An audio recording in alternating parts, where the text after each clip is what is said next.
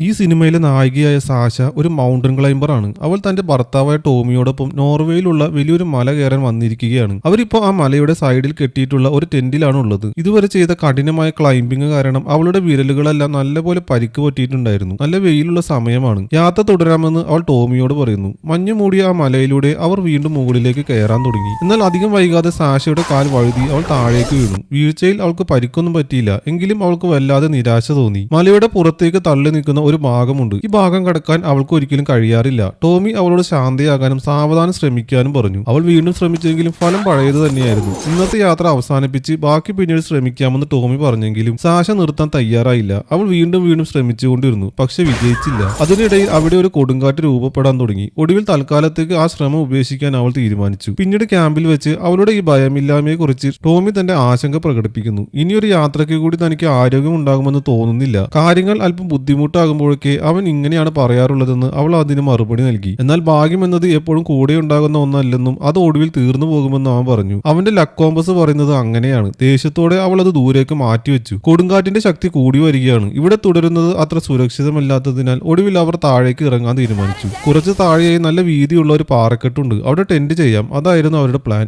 അങ്ങനെ അവർ പതിയെ താഴേക്ക് ഇറങ്ങാൻ തുടങ്ങുന്നു. മുകളിൽ നിന്നും ഐസും പാറക്കഷ്ണങ്ങളും എല്ലാം വീഴുന്നുണ്ടായിരുന്നു. തല താഴ്ത്തി പിടിച്ച് ആ മലഞ്ചെരുവുകളിലേക്ക് ഒതുങ്ങി നിൽക്കാൻ അവർ തീരുമാനിച്ചു. കുറച്ചുകൂടി താഴെ സുരക്ഷിതമായ ഒരു പാറക്കെട്ടുള്ളതിനാൽ അങ്ങോട്ട് ഇറങ്ങാമെന്ന് ടോമി പറയുന്നു. സാഷയാണ് ആദ്യം താഴേക്ക് ഇറങ്ങിയത്. പെട്ടെന്ന് മലമുകളിൽ നിന്ന് വലിയ പാറക്കല്ലുകൾ താഴേക്ക് പതിക്കാൻ തുടങ്ങി. അതിലൊന്ന് ടോമിയുടെ മേൽ ഇടിക്കുകയും അവൻ താഴേക്ക് വീഴുകയും ചെയ്തു. സാഷ അവനെ പിടിച്ചു നിർത്തി. പക്ഷെ ആ ഇടിയിൽ ടോമിയുടെ ബോധം പോയിരുന്നു. അവന്റെ ഭാരം കാരണം രണ്ടുപേരും താഴേക്ക് വീഴുമെന്ന് അവൾ നിലവിളിച്ചുകൊണ്ട് പറഞ്ഞു. പതിയെ അവളുടെ കൈ ആ കയറിൽ നിന്നും വിട്ടുപോകുന്നു. ടോമി ആ വലിയ താഴ്ചയിലേക്ക് വീണുപോയി. ഒന്നും ചെയ്യാൻ കഴിയാതെ അവൻ മരണപ്പെടുന്നത് അവൾക്ക് നോക്കി നിൽക്കേണ്ടി വന്നു. ഒടുവിൽ സ്വന്തം ജീവൻ നിലനിർത്താനായി അവൾ അവിടെ മുറുകെ പിടിച്ചു കിടന്നു. ഈ സംഭവത്തിന് ശേഷം 5 മാസങ്ങൾ കഴിഞ്ഞു. സാഷ ഇപ്പോൾ ഓസ്ട്രേലിയയിലൂടെ വണ്ടി ഓടിച്ചു പോവുകയാണ്. അവിടുത്തെ വലിയ മലയിടുക്കിനിടയിൽ ക്യാമ്പ് ചെയ്യുകയാണ് അവളുടെ ലക്ഷ്യം. ടോമിയുടെ കോമ്പസും അവൾ കൂടെ കരുതിയിട്ടുണ്ട്. അവൾ റേഞ്ചറുടെ ഓഫീസിലെത്തുമ്പോൾ അവൾ തനിച്ചാണോ പോകുന്നതെന്ന് അവിടുത്തെ ഓഫീസർ ചോദിക്കുന്നു. ഒറ്റയ്ക്ക് പോകുന്നത് അപകടമാണെന്ന് പറയുന്ന അയാൾ ആ കാട്ടിലേക്ക് പോയ ഒരുപാട് ആളുകൾ ഇതുവരെ തിരിച്ചു വന്നിട്ടില്ലെന്ന വിവരവും അവൾക്ക് കാണിച്ചു കൊടുക്കുന്നു. അവിടുത്തെ ബോർഡിൽ ഇതുവരെ മിസ്സായ ആളുകളുടെ ഫോട്ടോസും ഉണ്ട്. അക്കൂട്ടത്തിൽ കാർട്ടർ കുടുംബത്തെയും അവൾ കണ്ടു. എങ്കിലും അവിടെ ഒപ്പുവെച്ച് മുന്നോട്ട് പോകാൻ തന്നെ സാഷ തീരുമാനിക്കുന്നു. തുടർന്ന് അവൾ സൂപ്പർ മാർക്കറ്റിലേക്ക് കയറുന്നു. അവിടെ വെച്ച് ഒരു യുവാവ് അവളോട് ഹലോ പറയുന്നു. ഹേയ് എന്ന് മറുപടി നൽകി അവൾ അവനെ ഒഴിവാക്കാൻ ശ്രമിച്ചെങ്കിലും അയാൾ അവളെ പിന്തുടർന്നു. അയാളുടെ ഒരു കൂട്ടുകാരനും അവിടെ ഉണ്ടായിരുന്നു. അവർ രണ്ടുപേരും ചേർന്ന് ക്യാഷ് കൗണ്ടറിന് സമീപം വെച്ച് അവളുടെ വഴി തടസ്സപ്പെടുത്തുന്നു. ഈ സമയം കൗണ്ടറിൽ മറ്റൊരാൾ കൂടി ഉണ്ടായിരുന്നു. തന്റെ ബീഫ് ജെർക്കി, അതായത് ഉണക്കിയ പോത്തിറച്ചി ആ കടയിൽ വിൽക്കാൻ വന്നതാണ് അയാൾ. ഈ യുവാക്കളെ കണ്ടപ്പോൾ അവൾക്ക് ആവശ്യമുള്ളതെല്ലാം അവൾ എടുത്തിട്ടുണ്ടെന്ന് അവരോട് പറയുന്നു. അതോടെ അവന്മാർ പതിയെ അവിടെ നിന്ന് മാറുന്നു. തുടർന്ന് അവർക്ക് വേണ്ടി അയാൾ സാഷയോട് ക്ഷമ ചോദിക്കുകയും ചെയ്യുന്നു. അയാൾ അവിടെ നിന്ന് പോയതിനു ശേഷം സാഷ അയാൾ കൊണ്ടുവന്ന ആ ബീഫ് ജെർക്കിയുടെ ഒരു പാക്കറ്റ് വാങ്ങുന്നു. പിന്നീട് പുറത്തിറങ്ങിയ സാഷ കാറിലിരുന്ന് മാപ്പ് നോക്കുകയാണ്. പക്ഷെ അവൾക്ക് വഴിയൊന്നും മനസ്സിലാക്കാൻ സാധിക്കുന്നില്ല. അപ്പോഴാണ് കടയിൽ വെച്ച് കണ്ട ആ ചെറുപ്പക്കാരൻ അടുത്ത് നിൽക്കുന്നത് അവൾ കാണുന്നത്. അവൾ അയാളെ സഹായത്തിനായി വിളിക്കുന്നു. എളുപ്പമുള്ള വഴിയാണോ അതോ കഠിനമായ വഴിയാണോ വേണ്ടതെന്ന് അയാൾ അവളോട് ചോദിക്കുന്നു. ഏറ്റവും നല്ല വഴി മാത്രം എന്ന് സാഷ മറുപടി നൽകുന്നു. അയാൾ അവൾക്ക് വഴി കാണിച്ചു കൊടുക്കുകയും അവന്റെ ഒരു നിർദ്ദേശം പങ്കുവെക്കുകയും ചെയ്യുന്നു. ബ്ലാക്ക് സ്റ്റോൺ ബേയിൽ നിന്ന് യാത്ര തുടങ്ങുന്നതാണ് നല്ലത്.